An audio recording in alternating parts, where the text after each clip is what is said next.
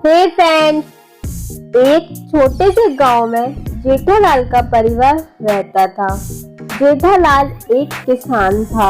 कुछ दिनों बाद दिवाली आने वाली थी, तो जेठालाल की पत्नी बबीता जेठालाल से बोलती है, सुन रहे हैं जी, दिवाली आने वाली है और हमने अभी तक कोई भी तैयारी नहीं की है। अरे बबीता, तैयारी भी कैसे करें? हमारे पास तो कोई अनाज ही नहीं है कि जिसे हम बेचकर कोई सामान ला सके, और अभी हमारी फसल भी नहीं तैयार हुई है। बबीता और जेठालाल अपनी फसल देखने के लिए अपने खेत पर जाते हैं। तो जेठालाल बोलता है, अरे बबीता, अपनी फसल लगभग तैयार हो चुकी है, बस इसे एक बार की बारिश की और जरूरत है।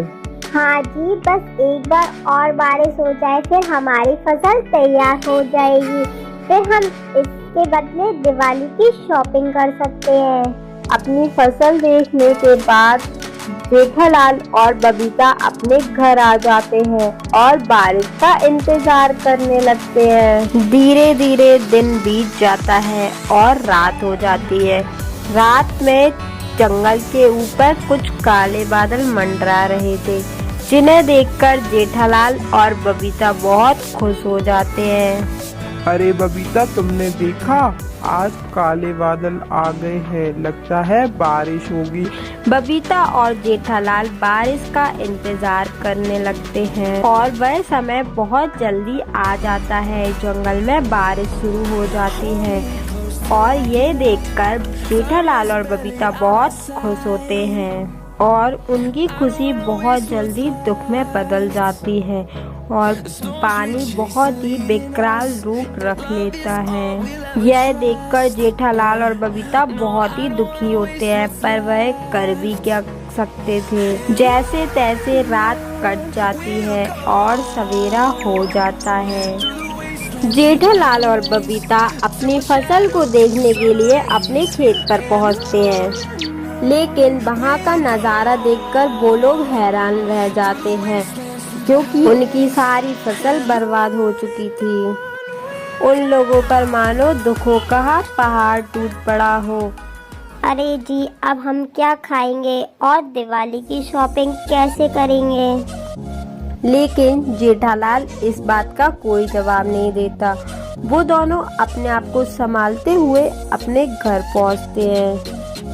अरे सुनो सुनो सुनो, जिन भी लोगों की फसल बर्बाद हो गई है, उन्हें राजा साहब ने अपने दरबार में बुलाया है। उन्हें उनकी फसल का मुआवजा दिया जाएगा। यह सुनकर बबीता बड़ी खुश होती है और ये बात जेठालाल को बताती है। अच्छा, ऐसी बात है, तो मैं अभी राजा साहब के दरबार में जाकर अपनी फसल का मुआवजा लेकर आता हूँ।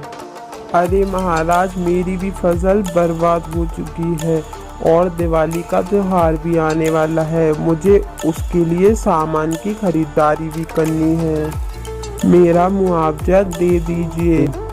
कल जेठालाल, तुम बाजार से जो चाहे वो ले सकते हो, उसके पैसे मैं दे दूंगा। जेठालाल जल्दी जल्दी अपने घर आता है और बोलता है, अरे बबीता, जल्दी करो, हमें दिवाली की और कई सारी तैयारियां भी करनी है। वे लोग जा ही रहे होते हैं कि उन्हें रास्ते में एक आदमी मिलता है। अरे बहन जी, मुझे आगे का रास्ता बता दीजिए। बबीता उसे आगे का रास्ता बताती है और वे दोनों आगे निकल जाते हैं। वह थोड़ा और आगे जाते हैं तो उन्हें एक बूढ़ा आदमी मिलता है और वह उन लोगों से बोलता है, अरे भाई साहब, मैंने कुछ दिनों से कुछ भी नहीं खाया। अगर आपके पास कुछ हो तो मुझे खाने के लिए दे दीजिए।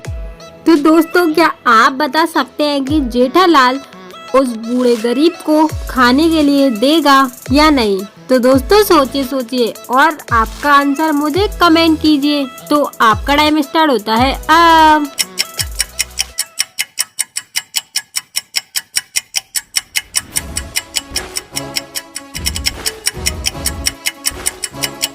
ठीक है, आप बाजार से जाकर जो लेना चाहते हैं वो ले लीजिए, इसका पैसा हम दे देंगे। अरे जी, आपने ये पैसा उसे क्यों दे दिया? अब हम दिवाली की शॉपिंग कैसे करेंगे? अरे बबीता, इस बूढ़े आदमी की मदद करके मुझे जो खुशी मिली है उससे मेरा पूरा दिन रोशन हो गया है। और अच्छाई और सच्चाई की रोशनी ही हमारे दिए से कई गुना ज्यादा है। इसीलिए मैं इस अच्छाई और सच्चाई की रोशनी के साथ इस दीपावली को बड़े ही खुशी से मनाना चाहता हूँ। तो दोस्तों, आप लोग भी इस दिवाली किसी न किसी की मदद जरूर करें। और हाँ, चैनल को सब्सक्राइब करना मत भूलना और वीडियो को प्यार से लाइक कर देना। Thanks for watching.